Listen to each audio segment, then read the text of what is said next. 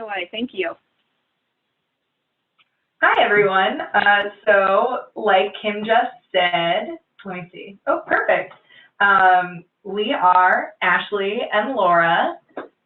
We have both been at Network almost me just 3 years, and Laura just about as long as well. And we are here today to talk to you about the state of play on immigration. Laura is, well, do you want to introduce yourself? Yeah, I'm just going to do that. That's fine. I'm a lobbyist for Network, and one of the issues that I work is immigration.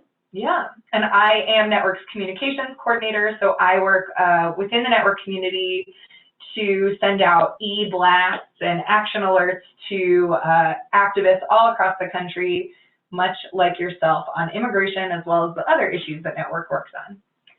So we are here to talk to you about immigration, but the first thing that we want to kind of lay down context for is the way that we at Network evaluate if a bill will become a law. What are the different pieces that are within a state of play when we talk about something like getting immigration reform passed? I think for us, our evaluation has been that while the fight for immigration has been really strong, I think mostly because of faith-based activists from across the country really putting on pressure since 2012. It's kind of, I think, the political reality that we won't be seeing immigration reform until 2017 at the earliest, after whoever the new president is in office and a new Congress takes over. And that doesn't mean that it's not important to continue the drumbeat, but there are several things that I think make it super important to understand as we advocate for immigration reform, but also important to understand what might move us in that direction so that in 2017 we can have a renewed push for reform. So we call them the 3 Ps, but because we're a faith-based organization, we like to add in the 4th of to evaluate whether or not a bill will become a law. We look at the policies that are proposed. We look at the process, what hurdles it has to go through, what committees, what members of Congress, et cetera. We look at the politics, like what is the general environment right now. So as you'll see, a big environment with immigration reform is looking at the 2016 election and some of the rhetoric around that. And then our 4th P, because we are a faith-based group, is prayer. As just an extra piece and something to keep in mind, I think, advocating for all of the different issues for the Ignatian Family Teach-In is that because we are all coming from a faith-based perspective, leading with some of those talking points are really valuable and unique to, I think, our community. So the different pieces of the puzzle that Laura is going to dive into and explain to you today are looking at all the different things that are at play when we talk about immigration reform. So just to kind of lay out the map of what we'll be talking to you about, we'll be focusing on sanctuary cities, homeland security and border control pieces, the refugee resettlement issue, challenges that the administration is facing, specifically around family detention, and then looking at DACA and DAPA, which are deferred action for childhood arrivals and deferred action for parents of Americans, which are one enacted administrative or executive action and one that has been held up in court. Do you have anything to add? No, I think that was beautiful. We can dive in. So we are going to jump on in then. All right. So I will say that from the beginning of really the 114th Congress, immigration has been an issue. Unfortunately, it has been an issue of almost entire defense. And we have really from the beginning of the year fought back successfully policies that would restrict or pull back benefits to the immigrant communities, as well as some of the protections that we were able to get. So the issue that is really in front of Congress right now, and will possibly, actually likely be here when you arrive in November, is the question of should Congress do anything regarding sanctuary cities? And I just noticed where a lot of you are from. You're actually from places where the cities or the localities have become sanctuary cities. Again, that is by definition a jurisdiction that is limiting the police department's interface with the ICE, which is the part of the federal government that detains immigrants. So currently there are more than 200 state and local jurisdictions who have set themselves up as sanctuary cities. And again, not only are these policies good for immigrant communities, it also makes a lot of sense from a law enforcement standpoint, because rather than worrying about somebody's status every time that you stop somebody who you think could be an undocumented individual, police are actually able to focus on, people where they have a concern in terms of public safety. This one right here. Thank you. So this issue has really flows out of activities from the presidential campaign. So Donald Trump will talk about the politics, but to really put it front and center on the congressional agenda. The House moved forward on a bill earlier this year, and now the bill that's facing us in the next week and a half is called the Vitter Bill. Vitter is a member of Congress from Louisiana. So Vitter and those who support that bill would like to penalize the cities, and particularly the police departments, who are exercising their discretion in terms of not detaining and bringing people who have immigration-related issues to directly to ICE. So the bill that's under consideration would limit the funding or strip the funding from localities that fail to enforce immigration. Again, as I said, the House passed the bill from a process standpoint earlier this year in July. That was a slam dunk, I think, for the opponents of immigration reform generally. We have been able to keep this off the plate. This is really thanks not as much to us as it is to Pope Francis.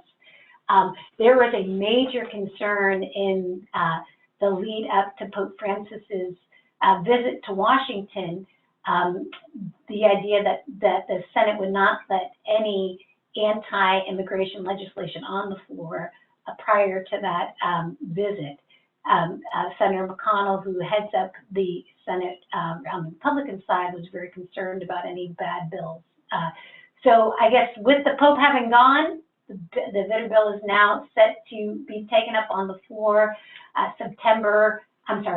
October 20th. So hopefully we will be able to fight this one back.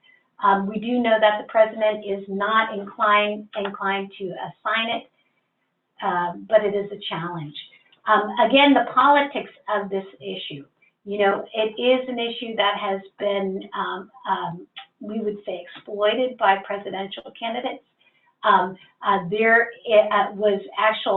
There's so much support or noisy support in the House by a small set, really it's only about 40 members of Congress who are very anti-immigrant. They're really being pushed by two different outside groups, the Heritage Foundation and a group called Members USA, to pass that. Again, it was a 241 to 179 vote for the Vitter Bill, and hopefully we will be successful next week in fighting it, but only time will tell. Is it better to have questions, or should we just keep going through them? What do you think, Ashley? I think maybe just put them all at the end. All right, sounds good.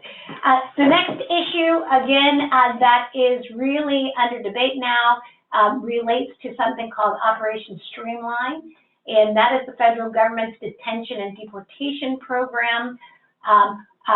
the way that it works is that when folks are cross the border and are detained, this program allows for basically a mass trial. Trial would be a strong word, but what happens is you have up to, the law says, 80 immigrants tried at the same time as to whether or not they are should be convicted of entering the country illegally, which is a misdemeanor. So rather than kind of the normal process where somebody goes by themselves with legal counsel, not only do folks tend to not have legal counsel, but again, you have these mass evaluations of quote, criminality. This is one of the programs that our community has really fought against because of problems with due process, as well as because what we're seeing is folks coming up from Central America in particular who would have very justifiable refugee claims. So people are not getting a chance to seek asylum in the way that we think is the right way to go forward. I think, Ashley, you said that folks are going to be learning about Central America. Yes. And that issue. So anytime you talk border, you're going to talk some cross-jurisdictional issues. Great. Right. Okay, there we go. In terms of the key objectives of the leadership in the House and Senate right now, you know, almost all the talk in Congress has been about further militarizing the border, expanding the kinds of programs like Operation Streamline, expanding and increasing border control. The political argument that's being made is that we have to beef up the border before we take any action on immigration. So in terms of on both the House and the Senate side, you've got the committees of jurisdiction. The appropriations are the money people, so they are looking to increase funding for the border and for these kinds of programs. You also have Homeland Security committees that are looking, they are the ones that are specialists in terms of the border and look at border policy. So they too, working in conjunction with the money folks, are looking at beefing up these programs and spending more money, making bigger walls.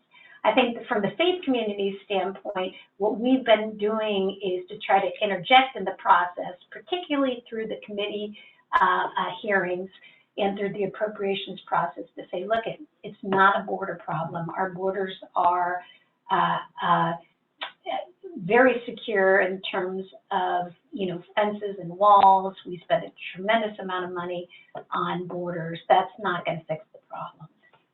But that again, that has been what the process has been focused on in Congress this year. In terms of the politics, again, and maybe Ashley and I put these together in the last week or so. So maybe the presidential politics has just been on our mind, but it has been extremely disheartening. I think when we are listening to the what is going on the Republican side of the presidential debates on the issue of immigration, clearly you have what we would consider an anti-immigration component to the base of the Republican Party, and so a lot of the rhetoric is very, very negative in terms of immigrants. I think in terms of the Republican politics, that really two folks stand out to me in terms of being more bold on the Republican side. Mr. Kasich, the current governor of Ohio, has certainly said some very good things in terms of lifting up the issue of changing our laws and pathways to citizenship for our immigrant brothers and sisters. I think also Mr. Bush has been very open in his messaging about welcoming immigrants. Mr. Rubio, and Ashley was here when the Senate bill was going through, he was on the Senate bill one of the gang of one of the gang of eight, to really push that bill forward. He's since stepped back, but I suppose there's hope. Yeah. And the reason why we bring up, just to explain why we bring up the presidential campaign in this context, is because I think that, one, when you look at, it's interesting to look at how many candidates are current elected officials in the Senate, or that specifically the Senate. The other thing is, I think the political reality is that a lot of members of Congress really do look to whoever the president is as their party's leader. So when you have presidential candidates, whether they're saying good things or bad things about immigration reform, part of the reality comes down to there are large numbers of elected officials who look to that person, whether they're trying to score brownie points or, you know, really agree with that person or get on board with what they're saying, or on the other side, distance themselves. I think people really look at, in this year, right, knowing that immigration reform, the opportunity isn't possible until there's a new person in the White House, paying attention to what candidates are saying is just something to keep in the back of our mind. Yeah, and I would just add, only because of the fires that we put out in the last 2 months since Iowa has really heated up. When you guys are here, you know, the one group of folks that this has really given a sense of boldness to are members who hold the point of view, the most aggressive point of view in terms of an anti-immigrant point of view. So, so unfortunately, when you're talking about immigration, you're particularly with, not all, because you've got a lot of folks on the Republican side that are very open to immigration reform, but they're quiet. If you are meeting a certain group of folks on immigration, it will be a tough meeting, but nothing that you can't handle. All right. Another issue that we are, the world is dealing with right now is the issue of dealing with refugee crises, both in the Middle East, fueled by the war, but from a U.S. perspective, also dealing with Central America. And this has been an issue that really peaked last year. In terms of all of the families, the mothers and their children that were literally just crossing the border to escape the violence that is Central America right now. So the issues of refugees, who should be able to seek an asylum claim, you know, how many folks do we take from places like Syria? These are all issues that are front and center and need to be resolved this year. Now, the first bill that we've seen this year that really threw, I think, us for a loop is a bill by the head of the Homeland Security, a good Jesuit-educated member from Texas, who actually, when we were meeting with his staff on immigration reform, was very interesting and very open, I would say. But he has just put out a bill, HR 3573, that would require refugee resettlement numbers to be approved by a joint resolution of Congress every year, and would prioritize religious minorities, in particular Christians, in the Middle East. As you can undoubtedly tell from following politics, I'm assuming that most of you do, getting anything through Congress in this environment is extremely tough. Trying to have 535 folks negotiate how many refugees come from places like Syria or Honduras, you know, the process would be overwhelming. So on the process issue specifically, we're concerned, but really on the policy side, the idea that you would preference Christians over other folks has been widely condemned by our community. Mm-hmm. So in terms of the process, we're hearing from Mr. McCall's staff that that bill could move quickly through his committee and through the House. They are on vacation this week, but come back next week. This may not rise to the first thing out of the chute. Obviously, we've got a little speaker problem that folks are going to be really contending with.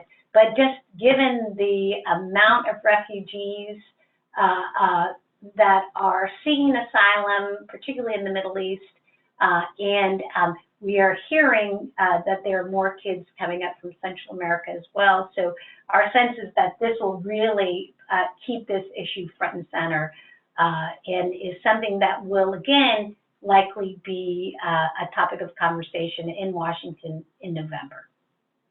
Mm-hmm. All right.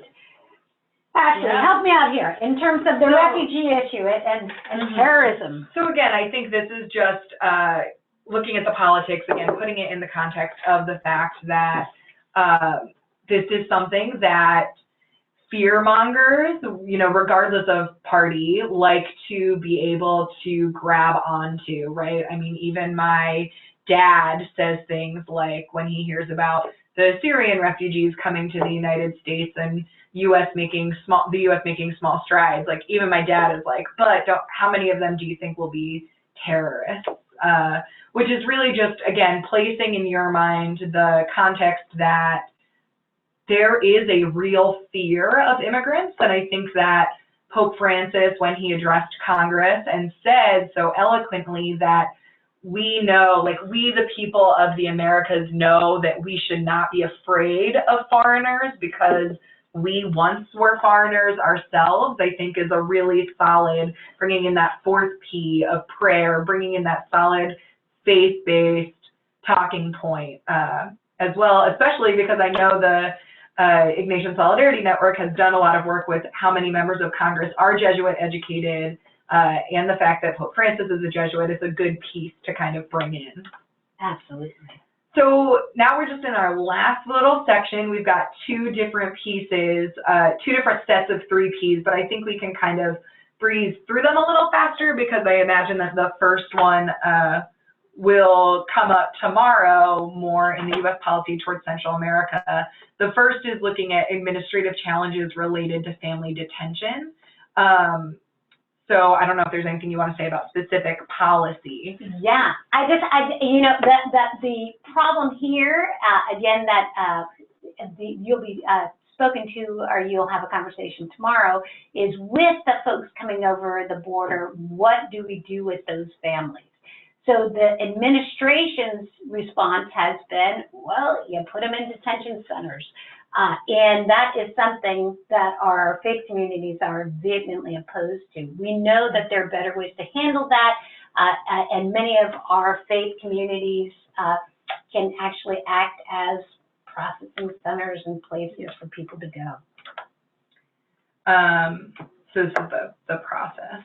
So in terms of the process itself, there were some very talented lawyers that sued on behalf of the detained families, saying that putting children and their families in detention centers violates an agreement that was reached on this issue a number of years ago. The judge in that case, Judge Dolly G., did agree with the plaintiffs in the case, with the families, and said that the practice is unconstitutional and ordered the administration to halt the program. Unfortunately, the administration has filed a motion to appeal this ruling, and so they're in the process of submitting that and must do so by October 23rd. And then again, the politics piece of this is that this is actually a place where you don't quite see the party lines that you see with a lot of other immigration issues. People, I think, both Republicans and Democrats, depending on who you talk to, are critical of the administration to stop the practice of family detention. some Republican members have been quiet, but there are also Republican members that we work with who think that the private prison system and family detention in general is a corrupt system. And I know that the talking points for the teach-in include pieces like making deportation practices and detention practices safer, more humane, and pieces like that that are just, it's always the push, the talking point of, are we treating women and children or immigrants fairly? Are we welcoming the stranger? That's just always good to kind of, regardless of who you're talking to in Congress, it's obviously something that is across parties as an important talking point. Exactly. And finally, we've got the policy pieces in terms of executive action. So we've got a DACA, the Dreamers, and that program is going full steam ahead. I guess from our perspective, because of the fact that after trying to push the House strongly to take out the comprehensive immigration bill, that did not work out, as you likely know. So we had the president took a second executive action in November of last year that would expand DACA and also provide some protections for their parents, for DACA, people who had DACA, from some of their parents. And so those, in terms of those policies, they were, refocused. Unfortunately, while again DACA continues to be a vibrant program, the opponents of immigration reform convinced some governors to take out a suit that alleged that the administration exceeded their authority by expanding DACA and the DAPA program. So we have been working with some of our secular partners in those litigation processes. Unfortunately, it felt really good to say, well, we'll just try to get some relief through executive action. For your purposes, as you come to talk to members and their staffs on this issue, really it's important to remember that while it felt good, it didn't do the job. The only thing that's going to do the job is to roll up our sleeves and pass a comprehensive immigration reform bill. So there goes your mission.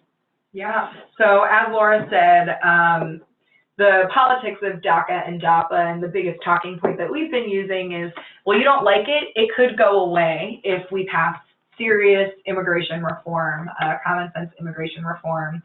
So to summarize, before we take any questions, I just wanted to point out, we compiled 4 different sources for resources for you all. The first is the Ignatian Family Teach-In immigration reform talking points that will kind of, hopefully this has provided some of the context so that when you read the immigration reform talking points, you can kind of see or understand what's going through Congress right now and what will be for the next year or so. The next 2 resources are from the same forward.us, which is the organization that was founded by Mark Zuckerberg to work on immigration reform. They have 2 really great resources. One is a member of Congress tracker where it monitors exactly where all of the 535 members of Congress stand on immigration reform, where they voted previously, what they've said on different issues. It's a really neat interactive tool that I encourage you all to check out.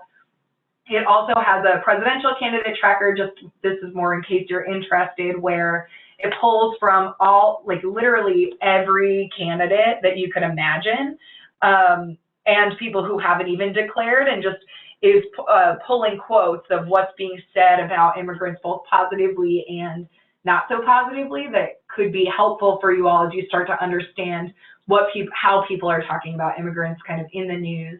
The Interfaith Immigration Coalition is a faith-based coalition that both the Ignatian Solidarity Network and Network are a part of, that has interfaith resources and action alerts and call-in days and other information that, again, comes from that faith-based but interfaith perspective. And the American Immigration Council I threw up as a fourth resource because they are always releasing new reports and data and statistics on everything from the number of immigrants that are coming into our country to how many people are without deferred action because of inaction on immigration reform and everything in between. So those are just there, and Kim is going to send this PowerPoint to folks, so that'll all be there for you all. And I should mention that we tried to create this PowerPoint in a way that if all of you want to go to your delegations, it's easy enough to kind of talk through and explain what's going on to folks who might not have been able to be a part of this webinar themselves. And then the final resource is if any of you have any questions for us, feel free to email us. Network also does a congressional voting scorecard every year that's on our website, and opportunities for action and other blogs and information. You can find us on Facebook, Twitter, and Flickr as well. But yeah, so that's all. Sorry we ran a little over, Kim, but we're happy to take any questions. Thank you both so much. That was extremely informative, and I think it gives folks a lot to think about. So I am in the process of unmuting everyone on the call right now. So give me 10 more seconds and I'll have you unmuted, and feel free to ask any questions. And if you're having trouble connecting and being able to feel like people can't hear you, feel free to use the chat and I can pass the question along to Ashley and Laura. All right, everyone should be unmuted at this point.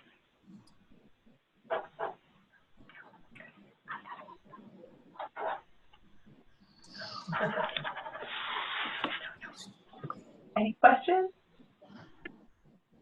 Clear as mud. I have a question. Yeah. Two of our meetings, I'm Beth from Campus Ministry at Creighton University. I'm going with 50 students from the Schlegel Center for Service and Justice, and we have a lot of different meetings on Monday. And two of our meetings are with Hawaii senators who have been really supportive of comprehensive immigration reform. So we're looking forward to like an easier legislative visit, but I guess our question is, what should we be asking of them to continue to support, or what kind of bill should we be asking them to write or to sponsor to continue this movement? So in terms of, I would always lead with the thank you, it seems like you're well inclined to do that. You know, there are plenty of bad enforcement only bills out there that you would probably want to make sure they are attuned to. I will also say, and I'm sorry I don't have the bill number right in front of me, there was actually an introduction of a great bill, a bipartisan bill. The Pierce O'Rourke bill was reintroduced on the House side. Are you having Senate meetings? Yeah, all of them are Senate meetings. So I would just say what I know about Mazie Hirono specifically is that she's super involved in AAPI and pieces that way. You're right, she is such a champion. And I think that the best thing that you can do in those situations is to be aware of the things that they have been doing and to say thank you. And for me, I think the best thing for more is to either ask, how can we work together? Who are you hearing from anyone anyone else that needs special attention, right? Like, do you have it? Like, one of my favorite things to do is go to, Senator Menendez's office and say, listen, Network is a community, or you could say Creighton is a community that has people from all over the country. Who else needs some of that focus that we could give a little either love or a little bit of a push to? Yep. Okay. She will be, though, in terms of what's going to be on her agenda, to the degree that there is still refugee issues, you might want to just make sure, I would suppose she is such a good member, that she'd be aware of some of the antics that are being played on that, just asking for them to continue their fine efforts on that. You know, if unfortunately there are enforcement-only bills, you know, just making sure that she stays true to the cause.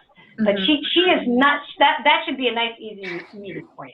Right. That's also a place to ask more about the administrative pieces of family detention, right? Where, again, like we said, there's kind of that divide within one party on family detention practices, and if there's anything that she can do that way as well. Exactly. That's a great idea. Sure.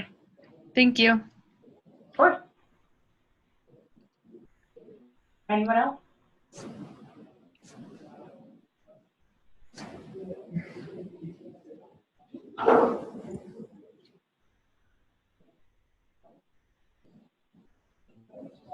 All right, well, I just wanted to take a moment to thank Ashley and Laura once again. I think you put together an excellent presentation and gave a lot of background to the talking points, so thank you so much for being with us today. For the folks who are planning to attend the Central America webinar tomorrow, I just wanted to give a quick heads up that the presenter for that presentation has been called into a State Department meeting related to Central America. So we need to reschedule. So the new time for that webinar will be Friday at 4 o'clock Eastern. So quick heads up, you will be receiving an email about that if you haven't already, if you've already signed up for the webinar. If you haven't signed up yet, it'll be on Friday. We will also be having an environmental justice webinar on Thursday at 4 o'clock Eastern with a representative from CRS's policy team. So also encourage you to sign up for that. And then the presentations and the videos will all be posted to our website by next Tuesday at the latest. I will be working to get this one and the Advocacy 101 presentations up, as well as the separate PowerPoints up by tomorrow afternoon, though. So be on the lookout for that. I will send an email out to everyone with the information to access it. But thank you, everyone, for your time here, and please continue to consider each of us a resource. Great to have you with us, and I hope you have a great day. Thank you. All. Thank you.